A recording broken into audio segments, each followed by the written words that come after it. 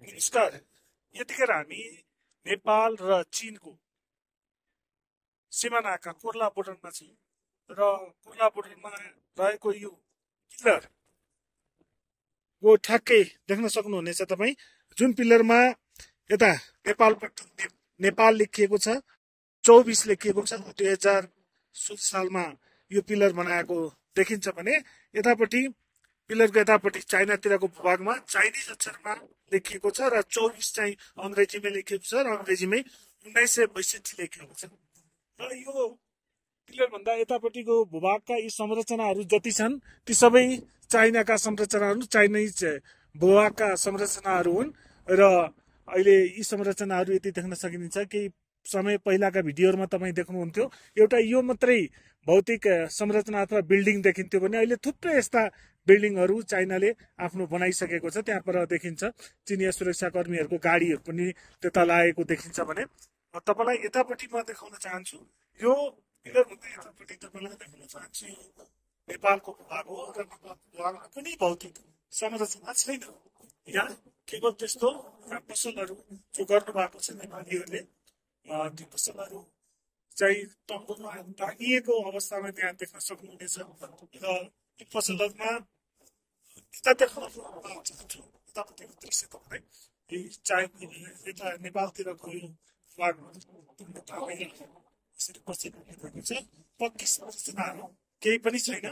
र त्यो सँगसँगै तपाईँलाई अर्को कुरा पनि जानकारी गराउँ, यो कोर्ला नाका जुन छ हामी यहाँ अहिले यो कोर्ला नाका समुद्री सतहबाट 4650 मिटर अग्लो स्थानमा छ र नेपालतर्फको अन्तिम बजार गाउँ लोमान्थाङबाट यो झन्डै 22 किलोमिटर यता परपट्टि यो छ, यहाँ आइपुग्न सकिन्छ लोमा। र यो जोमसोमबाट झन्डै 120 किलोमिटर यो पर्दछ लोमान्थाङ नाका। लोमान्थाङ आउने, लोमान्थाङबाट फेरि यहाँ आउने, जोमसोमबाट 120 किलोमिटर यहाँ आउने दूरी छ। र यतापट्टि हेर्नुहोस् पहाड सम्भवतः चाइनाका पहाडहरू हुन् र यतापट्टि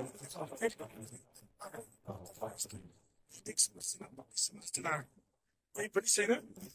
र यतापट्टिमा फेरि देखाउन खोजेँ क्यामेराम्यानलाई, यतापट्टि यो चाहिँ देख्न सक्नुहुनेछ यो चाइनाको भौतिक संरचना हो। अहिले एकदम चिसो सिरेटोहरू भइरहेको अवस्था छ, निकै कठाङ्दो अवस्था छ। बिना टोपीको मैले चाहिँ यसरी तपाईँहरूसँग यो भिडियो मार्फत जानकारी गराउँदा निकै चिसो छ, हावा एकदमै चिसो, सिरोटो एकदमै तीव्र गतिमा बगिरहेको अवस्था छ।